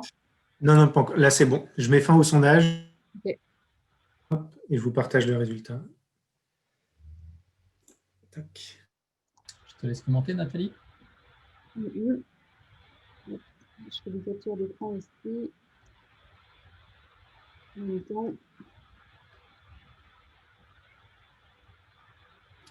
Eh bien, pendant que Nathalie, pardon, excuse-moi 2 petites secondes, Nathalie. Pendant que Nathalie, du coup, commente le sondage, n'hésitez pas à poser vos questions sur cette séquence. Et attention, vos questions de clarification sont bien à noter dans le Q&R pour questions et réponses. À toi, Nathalie. Ok, eh bien c'est assez partagé. Alors, il y a peu de personnes qui le vivent vraiment difficilement. Donc, j'ai envie de dire tant mieux pour la globalité. Après, pour ces 9%, ben, moi, j'aurais envie de vous conseiller de faire quelque chose. Enfin, voilà, on peut tous, comme l'histoire du colibri, faire notre part et ne serait-ce que faire des propositions. Voilà. Ou utiliser son pouvoir d'expression pour aller dire si c'est difficile avec certaines personnes en particulier, ben voilà, de se lancer. C'est pas forcément évident. Ouais, il y a des moments où voilà, c'était compliqué d'aller oser dire, mais ça fait tellement bien une fois que c'est vu. Après, effectivement, il y a des personnes qui reçoivent c'est plus ou moins ouvert l'espèce de discussion. J'ai cru voir passer une question comment faire avec une personne qui refuse la discussion. Ben, je dirais que ça dépend de l'impact que ça a sur notre travail, en fait. Si ça a peu d'impact, ben, du coup, on ne peut pas forcer les gens à discuter. Donc, ben, à un moment donné, lâcher prise. Après, si ça a un impact, eh bien, peut-être demander de l'aide à l'extérieur pour une médiation en interne, une personne qui aurait voilà, des qualités qu'on reconnaît de médiation, va demander à ce qu'une personne soit présente, lui demander de faire preuve de neutralité bah voilà, pour que chacun puisse s'exprimer et rappeler chacun, enfin, voilà, inviter chacun à parler de soi et non pas de l'autre, de ses besoins, voilà. Et sinon, demander de l'aide extérieure, il y a des médiateurs qui font très bien ça. En tout cas, enfin, moi, voilà, je sais pas en fonction des ressources disponibles, mais ça me semble vraiment important. Et en tout cas, de pas rester dans une situation qui est vraiment difficile à vivre, en fait. Au revoir, Elodie. Voilà, d'essayer d'en sortir d'une manière ou d'une autre et de jamais lâcher. En tout cas, souvent je dis, il y a une différence entre les stratégies qu'on utilise pour répondre à nos besoins. Donc les stratégies, elles peuvent être diverses et variées, il y en a plein en fait. Et ça, du coup, s'il y en a une qui marche pas, faut en essayer une autre. Demander à la personne aussi quelle serait sa stratégie, voilà, pour régler un conflit par exemple. Si vous avez une idée et que l'idée ne plaît pas à la personne, bah ok, toi, ce serait quoi ton idée? Et puis d'essayer d'expérimenter autre chose. Donc voilà, d'essayer plein de stratégies, mais de jamais lâcher sur votre besoin. Si vous avez un besoin d'harmonie, eh bien, vous l'aurez toujours tant qu'il ne sera pas satisfait. Et donc, du coup, il faut chercher sans cesse le moyen pour satisfaire ce besoin, en fait. Merci, Voilà. Nathalie. On horloge. Il est 14 heures. Donc, Nathalie, petite question posée par François. Quel format de groupe préconisez-vous pour que l'ensemble des pouvoirs de la coopération puissent être mis en œuvre? Est-ce qu'il y a une limite? C'est une bonne question. Moi, je suis assez optimiste. J'ai envie de croire qu'il n'y a pas de limite, que même à un niveau mondial, on pourrait fonctionner en coopération. Après, je pense que ça prend beaucoup de temps et que c'est plutôt petit groupe par petit groupe. J'ai souvent la notion de 15 personnes. Enfin, en tout cas, je pense à la prise de décision, si on veut vraiment qu'elle soit coopérative, avec l'outil de décision par consentement, par exemple, qui est utilisé en sociocratie. Je crois que ça peut être plus que 15 personnes, mais dans ce cas-là, il faut que les personnes connaissent très bien l'outil et soient hyper habituées. Mais pour un groupe débutant, ce sera un grand maximum, en fait, au début. Donc, commencer équipe par équipe, voilà, groupe par groupe.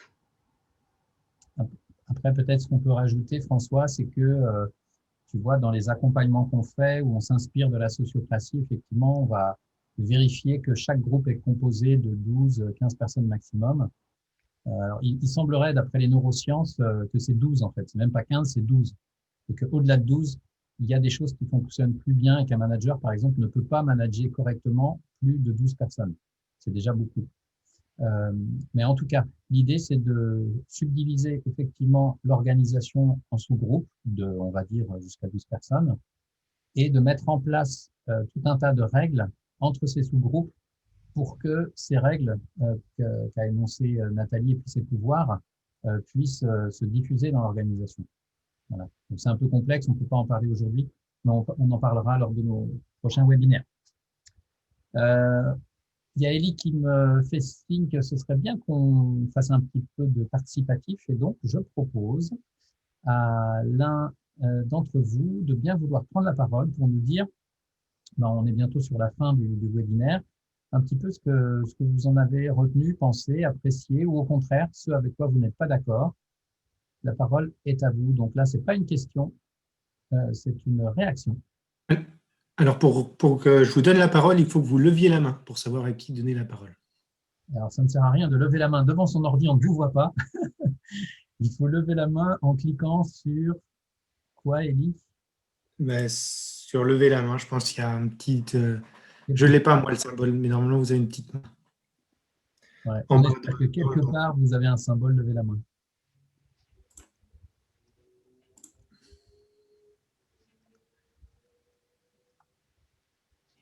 Ah, François, je vous donne la parole. Alors, il faut que vous activiez votre micro, c'est Alt-A. Ok, ça marche. C'est bon là? Oui, c'est bon. Ok. Donc, moi, j'ai trouvé ça très intéressant, très court aussi, bien sûr, par rapport à ce que ça cache. Concrètement, c'est quoi la suite, en fait? Moi, c'est ça que je suis en train de me poser comme question pour que finalement, qu'on passe du rêve à la réalité. Moi, c'est là où j'en suis, en tout cas, par rapport à ce qui a été dit, puisque moi, je considère que la coopération et d'une manière plus globale, la mutualisation sur le territoire, en tout cas sur lequel moi j'exerce, c'est l'avenir. Donc, voilà ce que j'avais à dire, très intéressant. Je m'investirai, je pense, dans les prochains mois sur la mise en œuvre opérationnelle de tout ça.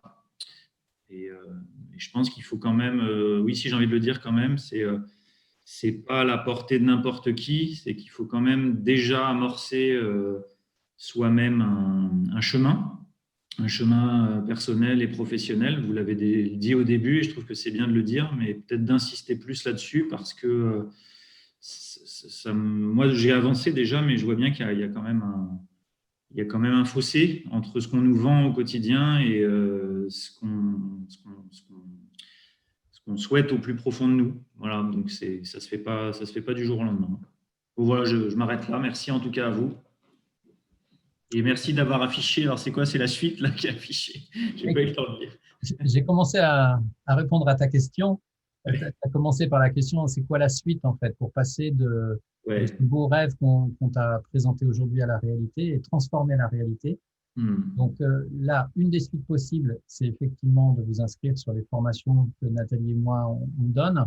Donc sur ce que vous voyez, il y a d'un côté les 3 formations de Nathalie, travailler ensemble avec nos différents profils de personnalité. Donc là, forcément, c'est très en lien avec le webinaire d'aujourd'hui. Il y a aussi travailler ensemble malgré nos désaccords et nos différences, où là, Nathalie va creuser beaucoup plus en profondeur toute la question de conflits, de gestion de nos tensions, etc. Et puis, derrière, il y a aussi l'outil Nathalie Spirale Dynamique, dont elle a parlé très rapidement tout à l'heure. Et puis, il y a la communication professionnelle, établir des relations de confiance, où là, Nathalie approfondit une manière de négocier dans nos relations. En fait, on est constamment en train de négocier sans forcément en avoir toujours conscience. Et souvent, on fait des propositions, où on a des idées, mais on n'est pas toujours clair sur est-ce que c'est une idée ou une proposition que j'ai. Et finalement, pourquoi je suis tendu quand on me dit non? Qu'est-ce qui se passe? C'est peut-être qu'il y a des besoins derrière, etc. Donc ça, c'est toute la partie de Nathalie. Puis moi, je vais plutôt intervenir sur la partie plus outillage avec la formation animée des réunions d'équipe qui soit coopérative. Voilà, parce qu'on voit qu'il y a souvent pas mal d'inefficacité et l'endroit où parfois le relationnel n'est pas bien pris en compte, c'est lors des réunions. Animer son CODIR en intelligence collective, c'est un peu la même chose, mais là, c'est spécifique pour les CODIR, les comités de direction. Et puis une formation sur manager en coopération avec la sociocratie. Donc là, c'est une formation qui est plus complète. On va moins s'attarder sur les outils d'animation des réunions, mais plutôt sur tout ce qu'il y a autour. Comment on fait pour, justement, c'était votre question aussi François tout à l'heure, comment on fait pour diffuser dans une organisation de manière la plus globale possible, de manière méthodologique, des choses qui vont permettre de vivre la coopération pleinement. Voilà, et que chacun ressente qu'effectivement, il vit cette coopération. Et c'est pas simplement en améliorant les réunions, c'est en améliorant l'organigramme. Donc, on va se poser la question de l'organigramme. C'est en améliorant aussi la posture des managers, et donc on va travailler sur la posture des managers. Et puis une dernière formation que j'anime, c'est concevoir et animer une démarche participative, puisque on s'est inspiré aussi de la sociocratie pour voir que tout projet, dès lors qu'on veut qu'il soit participatif, eh bien, on peut s'inspirer des règles de la coopération et de la sociocratie pour aller encore plus loin. Parce qu'on parle beaucoup de démocratie participative depuis quelques années. Voilà, avec de belles tentatives réussies. Dans les années 2000, on a quand même beaucoup essuyé les plâtres. Eh bien, en s'inspirant de la sociocratie, on va encore plus loin que la simple participation, on va vers la coopération, ce qui est beaucoup plus fort. Voilà. On parle aussi d'intelligence collective holomidale, mais aujourd'hui, on ne peut pas tout vous dévoiler. Pour en savoir plus, on vous invite à nous recontacter. Élie, peut-être, est-ce que tu veux bien mettre dans le chat le lien vers notre site internet et vers éventuellement carrément la page. Remarque, je peux le faire. Tu veux que je le fasse? Ouais, je veux bien. Si vous êtes aussi un petit peu perdu dans tout ça, si vous ne savez pas comment vous pouvez prendre rendez-vous avec nous et vraiment qu'on prenne le temps d'échanger sur votre réalité et puis d'étudier en fait quelle serait la meilleure stratégie à mettre en place pour vous accompagner et puis pour agir dans votre entreprise en fait. C'est notre métier. Voilà, on va vous renvoyer un mail avec le lien vers le replay. N'hésitez pas à diffuser autour de vous parce qu'une bonne manière, si vous êtes, alors que vous soyez d'ailleurs manager, dirigeant ou non dirigeant, peu importe, mais vous pouvez envoyer le lien vers ce webinaire à vos collègues et collaborateurs, ce qui permettra peut-être aussi doucement de diffuser un petit peu cette réflexion sur cette nouvelle manière de travailler ensemble.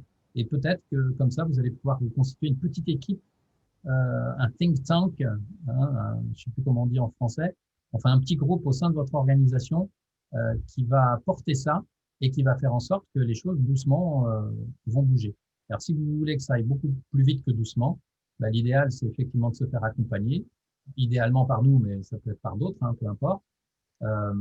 Et puis, voilà, vous irez beaucoup plus vite, vous aurez une méthode pour implémenter doucement la coopération au sein de votre organisation et faire en sorte qu'on augmente de manière exponentielle la performance et surtout, ce qui va être ressenti, c'est la qualité de vie au travail et le côté relationnel. Et c'était le titre de ce webinaire. Merci à Nathalie. Dans le mail qu'on va vous envoyer, on va mettre aussi la possibilité de prendre rendez-vous avec nous.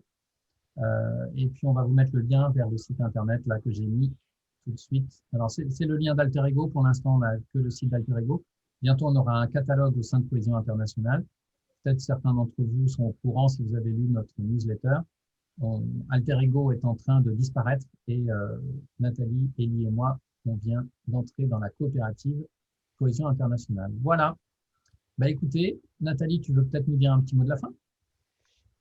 Oui, merci à tous pour votre écoute.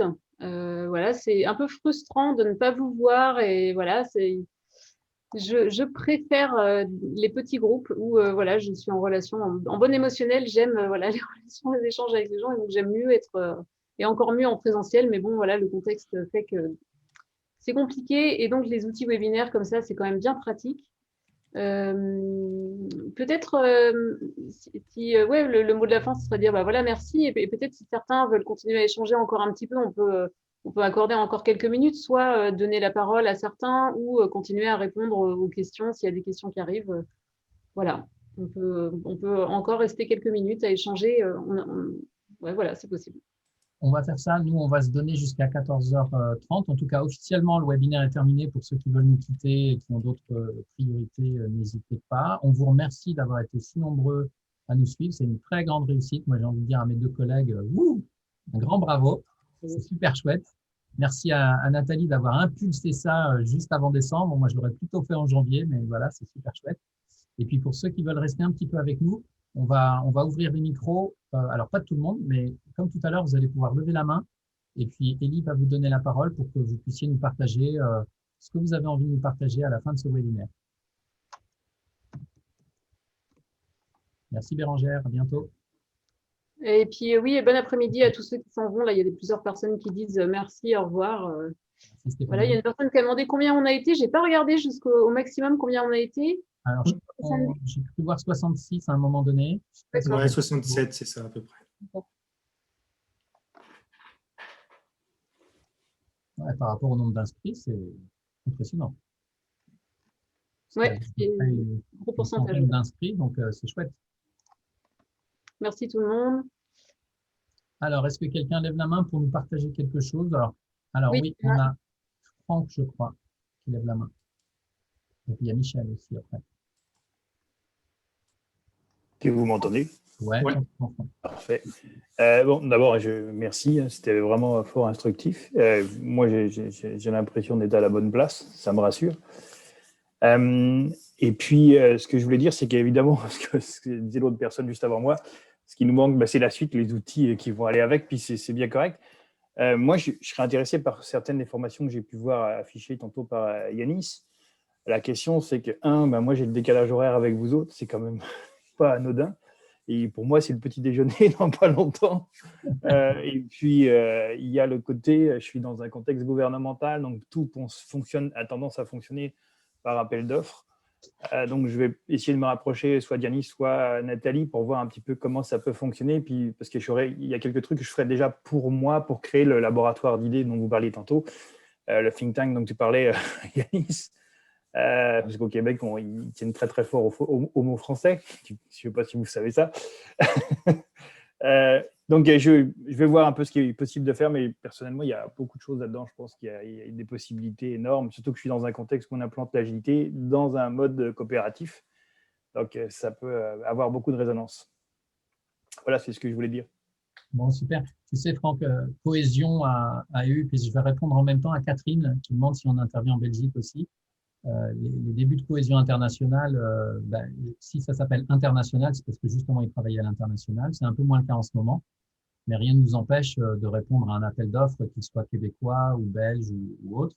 Et il se trouve qu'on peut aussi intervenir dans les pays germanophones et anglophones. En ce qui me concerne, en tout cas, voilà. Je donne la parole à Michel. Et bon petit-déj, Franck. Voilà, Michel, juste activer votre micro en bas à gauche de l'écran. Voilà, c'est bon? C'est bon. Bon, merci, ça m'a vraiment beaucoup intéressé. Et ce que je peux vous dire, c'est que je me suis mis en contact avec Nathalie. Et puis, j'ai essayé de joindre Yanis, mais le numéro de téléphone, vous avez pu le changer, je pense, celui qui était sur le, sur le mail. Alors, moi, ma démarche, je suis vraiment dans la coopération aussi, sans être une coopérative. C'est-à-dire que depuis 6-7 ans, j'ai préparé un projet qui va se lancer, qui n'est plus un projet, puisqu'il se lance véritablement au début de l'année prochaine, et qui est fondé sur un mode de coopération à l'attention des petites et moyennes entreprises, en particulier sur cette catégorie-là, pour les accompagner dans la durée, de façon à leur permettre d'évoluer en franchissant des seuils d'activité, et sur une offre majeure qui est de la mobilisation des fonds, avec là une contribution, c'est-à-dire une contribution et une coopération. D'ailleurs, j'ai 2 contrats qui n'en font qu'un, qui est celui de une collaboration, une convention de collaboration, et une convention de coopération qui prépare en amont la manière dont je vais fonctionner, pas que moi, mais les personnes avec mon interlocuteur qui est le dirigeant de l'entreprise, et ce jusqu'à son objectif qui consiste à apporter la contribution à la mobilisation des fonds, puisqu'on sera payé que si c'est réussi. Ce qui suppose qu'en amont, on prépare les choses on se met en risque avec lui. Donc là, vous avez, pour faire simple, un binôme qui réunit aussi dans un cadre, on va dire, de collaboration et de coopération, des spécialistes, donc des conseils. C'est la raison pour laquelle je me suis rapproché de vous. On pourra peut-être en parler après plus spécialement pour ce que je recherche, puisqu'il y aura un réseau qui va être un réseau d'entrepreneurs et d'experts, puisque les experts, c'est une spécialisation qui peut s'appliquer à une équipe. Et puis, les entrepreneurs, c'est l'expérience qui peut s'appliquer à l'entreprise elle-même, qui elle-même est une entité vivante. Donc, je m'arrête là, mais voilà, ce modèle est basé sur un écosystème qui associe en amont, et je conclurai là, donc, un objectif qui est de mobiliser les fonds, que ce soit dans le mode transactionnel, c'est-à-dire les acquisitions, cessions, transmissions, reprises, etc., ou dans le mode, on va dire, accompagnement, on va dire compagnonnage, quoique ce terme n'est pas utilisé parce qu'il est déposé déjà et ça concerne plus les compagnons du devoir et tout ça, mais ça correspond un petit peu à ça. C'est-à-dire jusqu'à la fin, toujours jusqu'au résultat. Donc, vous avez une société qui ne fait que l'accompagnement au niveau de l'expertise et qui va coopérer avec des experts externes sous forme de groupement de moyens temporaires, de façon à aider une équipe et également à aider le dirigeant pour que l'entreprise continue à évoluer. Et il y a une partie aval qui consiste aussi, puisqu'on intervient dans les négociations, mais de façon très active avec les financiers notamment. Michel, j'ai une petite question. Oui. Tu ne serais pas extraverti par hasard? Ah, ben si, c'est ce que j'ai pensé quand j'ai entendu. Mais je sais m'arrêter. Non, ce que je te propose, Michel, parce que j'ai l'impression que ça y est, t'es parti. Mais là, oui, parce que c'est comme Nathalie, c'est la passion. C'est un sujet de webinaire, là, ce que tu nous racontes, et avec des visuels et tout ça, ce serait plus chouette. Moi, j'aurais à cœur qu'on laisse vraiment la parole, tu vois, plus sur ce qui a été vécu et des retours sous forme de réaction par rapport à ce que Nathalie a raconté, comment les gens ont perçu ça, y compris peut-être des retours critiques s'il y en a, s'il y a des choses avec lesquelles vous repartez en vous disant, bah non, je suis pas d'accord avec ce qui a pu être dit, ou voilà. En tout cas, Michel, nous, on reste en contact et je t'encourage vraiment à créer un webinaire. Et tu vois, ça peut marcher, il y a du monde et il y a de la matière. Oui, mais ça, j'entends bien et j'ai l'intention de fonctionner de cette façon-là aussi. Ah, super. Mais merci à toi et puis effectivement, on est sur la même longueur d'onde, donc n'hésite pas à revenir vers nous. Oui, de voir de quelle manière on pourrait trouver une complémentarité. Ouais, ça marche. Voilà. Merci en tout cas. Merci Michel. Est-ce qu'il y a quelqu'un d'autre qui lèverait la main? Nous dire un petit mot. Alors, ça peut être sous forme de ronde de clôture. Il y a certaines personnes, alors je vois Aurélien avec qui on travaille régulièrement, mais il y a aussi Claudine qui a suivi nos formations. Et puis, il y a peut-être d'autres personnes qui ont entendu parler de cet outil, la ronde de clôture. On l'utilise de manière systématique dans nos réunions et on invite nos clients à en faire de même à la fin de chaque réunion. Là, c'était un webinaire, mais c'est un peu pareil, à partager avec toute authenticité comment on a vécu cette réunion ou aujourd'hui ce webinaire. Donc, il suffit de lever la main et puis de répondre. Et encore une fois, c'est important pour nous d'avoir vos retours positifs parce que ça va nous donner confiance dans notre manière de gérer nos webinaires. Et puis, si vous avez des idées d'amélioration, on est preneurs. Et si vous avez simplement envie de dire que vous n'êtes pas content, que c'était nul ou vous n'êtes pas d'accord, ben, on va l'accueillir aussi. Donc, levez la main et puis, en tout cas, évitez de partir sans rien dire. Si vous avez trouvé qu'il y avait quelque chose qui ne vous convenait vraiment pas, il vaut mieux le déposer avant de partir. Vous vous sentirez plus léger plutôt que de partir avec ça sur le cœur. Risquez de faire. Je vais donner la parole à Agnès. Super. Vous avez la parole. Il faut juste activer votre micro en bas à gauche. Ok. Et c'est vrai que pour le son, pour la technique, je suis pas très à l'aise, moi. C'est là qu'est mon problème. Moi, je bloque au niveau de la technique. Non, je voulais juste dire que j'ai trouvé ça intéressant parce que moi-même, je mets en place des formations au niveau de l'accompagnement des gens qui se lancent en entreprise, puisque j'ai été à mon compte pendant 23 ans. Et voilà, j'avais tout un versant sur la communication. Et c'est une autre approche complètement que j'ai trouvé complémentaire et ouais, ben voilà, parce qu'on peut l'aborder sous différents angles, hein, évidemment, comme tout formateur, quoi. Et franchement, j'ai trouvé ça très intéressant et très explicite. Et ça m'a donné confiance parce que moi, j'ai le problème d'arriver à me lancer comme vous, là. C'est là que ma difficulté, c'est que je suis pas à l'aise du tout avec l'ordinateur parce que c'est comme ça que j'ai perdu mon activité précédente. Donc, voilà. Et j'ai trouvé ça très clair, très explicite et très encourageant. Et voilà, moi, je l'aborde sous un autre angle, le principe de la communication, hein, sur le schéma, tout le parasitage dans une communication, etc. Mais là, du coup, ça met un autre éclairage avec d'autres façons de l'aborder, d'autres mots, et j'ai trouvé ça très complémentaire. J'ai beaucoup aimé. Voilà, malgré que voilà, j'ai quand même déjà un petit peu d'expérience dans ce domaine-là et je suis un peu orientée dessus, mais c'est ça qui est intéressant en formation, c'est plusieurs formateurs, plusieurs éclairages, et voilà, je suis pas. Bon. C'est vrai que parallèlement, je suis artiste peintre et je donne des animations sur tout ce qui est peinture, mais justement, donner cet éclairage large avec des palettes de couleurs et non pas du binaire noir-blanc, je trouve ça extraordinaire et j'encourage, quoi, et je voulais le dire à tout le monde. C'est pas parce qu'on a suivi une formation qu'à côté, c'est pas inintéressant, quoi. On a toujours des éclairages différents, des lumières différentes. Merci. Super, merci beaucoup Agnès.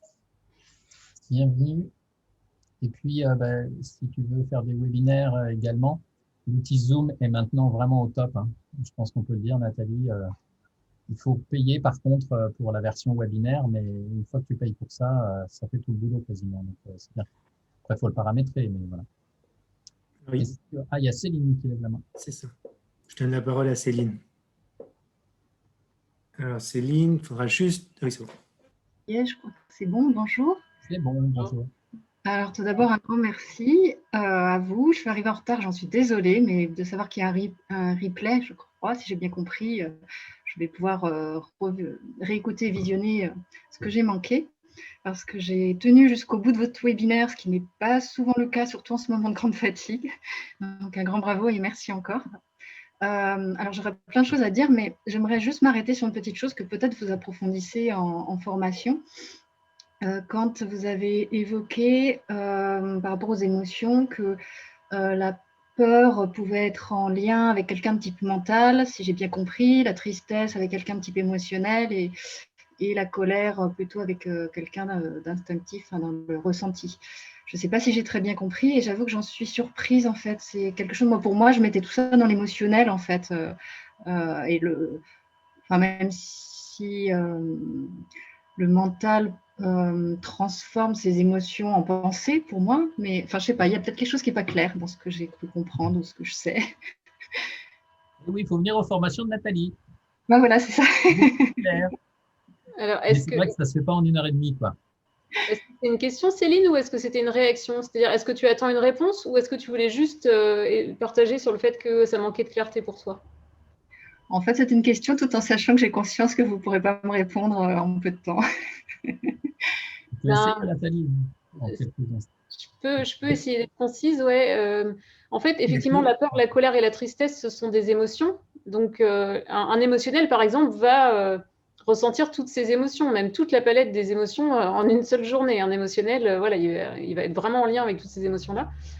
C'est plutôt des émotions dominantes. Quelqu'un d'instinctif, son émotion dominante, ça va être la colère, ça va être l'émotion qu'il va vivre le plus souvent. En tout cas, quand il va être activé, quand ça va être compliqué pour lui, c'est l'émotion la première qui va venir et celle qui va venir le plus souvent. La tristesse, pour un émotionnel, malgré le fait que ce soit un émotionnel et qu'il vive toute la palette des émotions assez facilement, c'est quand même, moi en tant qu'émotionnel, quand je regarde honnêtement, c'est l'émotion que j'ai le plus ressentie dans ma vie, la tristesse en fait, vraiment. Et pour quelqu'un du centre mental, eh bien, comme la personne du centre mental, elle cherche à comprendre, à analyser et à essayer de trouver des plans pour l'avenir et les différentes manières comment l'avenir pourrait se dérouler, eh bien, c'est plutôt la peur, l'émotion qu'il va ressentir. C'est quelqu'un de mental, donc le côté émotionnel n'est pas la chose qui va venir en premier. Mais s'il y a bien une émotion que quelqu'un de mental vit, c'est la peur, en fait. En tout cas, c'est celle qui est récurrente. Voilà, j'espère que c'est un petit peu plus clair. Mais effectivement, comme je disais en formation, je prends beaucoup plus de temps pour expliquer. Donc, voilà.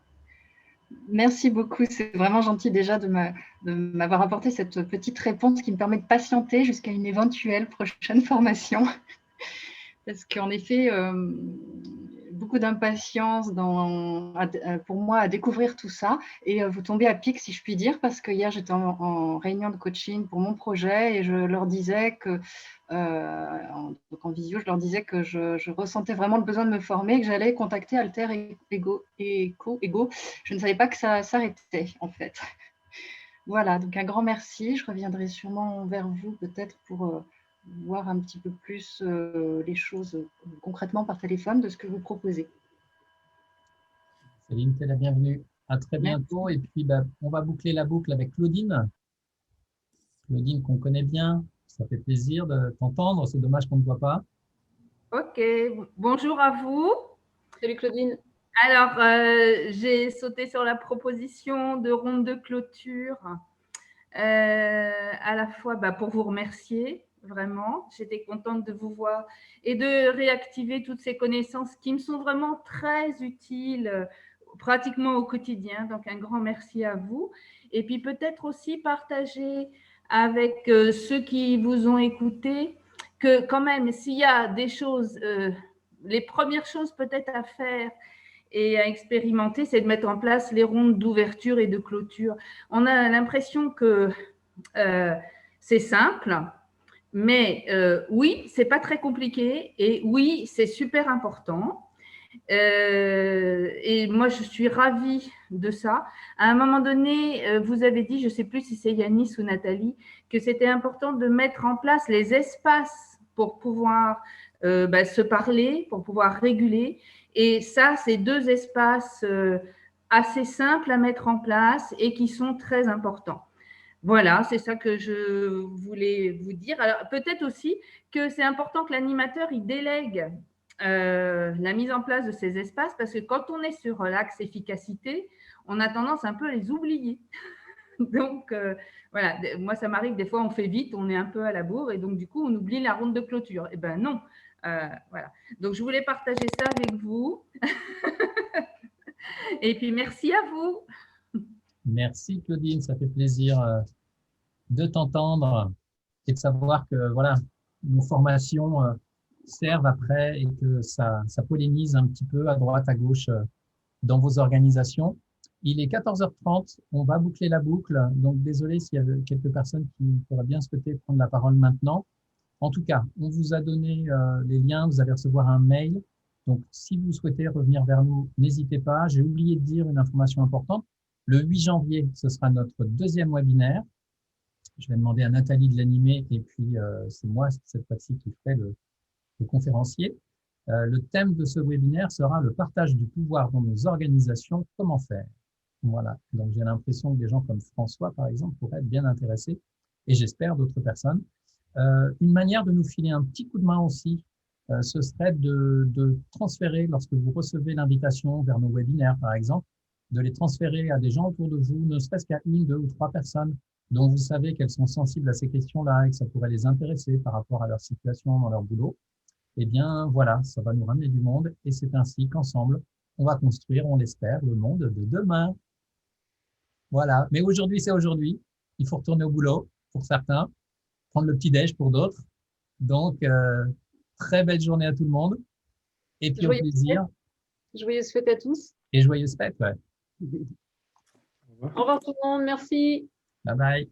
Bye. Merci Elie pour la technique. Merci Elie, ouais.